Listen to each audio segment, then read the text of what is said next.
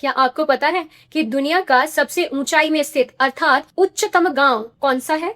एक नहीं बल्कि दो हैं, पर दो अलग अलग तरीकों से। तुइवा गांव को दुनिया के सबसे ऊंचे प्रशासनिक गांव के रूप में माना जाता है, जबकि कोमिक दुनिया का सबसे ऊंचा गांव है जो पक्की सड़क से जुड़ा हुआ है। तो चलिए एक एक करके दोनों गांव के बारे में जानते हैं। तुइवा गांव दुनिया का सबसे ऊंचा प्रशासनिक गांव है। तिब्बत में स्थित ये गांव इतनी ऊंचाई पर है कि यहाँ इंसानों का रहना प्रकृति की सीमाओं को चुनौती देने जैसा है। इसकी ऊंचाई समुद्र तल से 5070 मीटर अर्थात 16,634 फीट है। ये तिब्बत के शन्नान क्षेत्र में हुमायूंगको झील के उत्तर पूर्वी किनारे पर स्थित है। यहाँ ऑक्सीजन का स्तर समुद्र तल की तुलना में केवल 50% रह जाता है। यहाँ का औसत वार्षिक तापमान लगभग -5 डिग्री सेल्सियस रहता है। ऐतिहासिक रूप से अत्यधिक ऊंचाई के कारण तुइवा में जीवन बहुत कठिन था और यहाँ औसत जीवन प्रत्याशा अर्थात लाइफ एक्सपेक्टेंसी 50 वर्ष से कम थी। हालांकि हाल के वर्षों में यहाँ काफी बदलाव आए हैं। यहाँ करीब 40 परिवारों में 160 निवासी रहते हैं, जिनका मुख्य व्यवसाय पशुपालन है।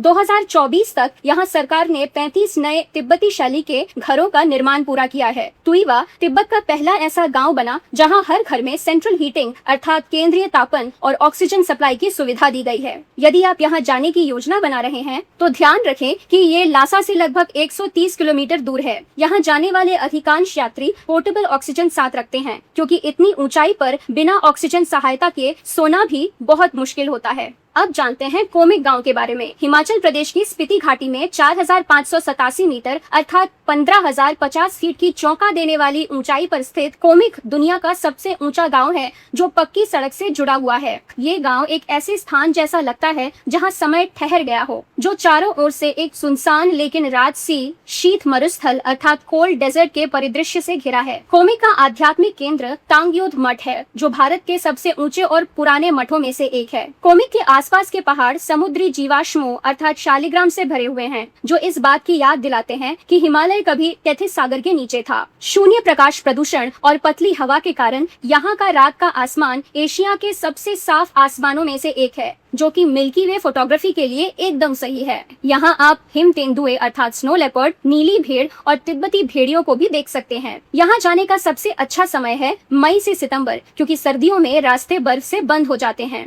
रहने के लिए यहाँ पे बहुत ही सीमित होम स्टे और मठ में बुनियादी कमरे उपलब्ध हैं। यहाँ पर ऊंचाई के कारण थोड़ी दूर पैदल चलना भी शारीरिक रूप से थका देने वाला हो सकता है। यदि आप पदयात्रा अर्थात हाइकिंग की योजना बना रहे हैं तो जल्दी निकले और दोपहर 2 बजे तक वापस आने का लक्ष्य रखें, क्योंकि देर दोपहर में तापमान तेजी से गिरता है और हवाएं बहुत ही सर्द हो जाती हैं।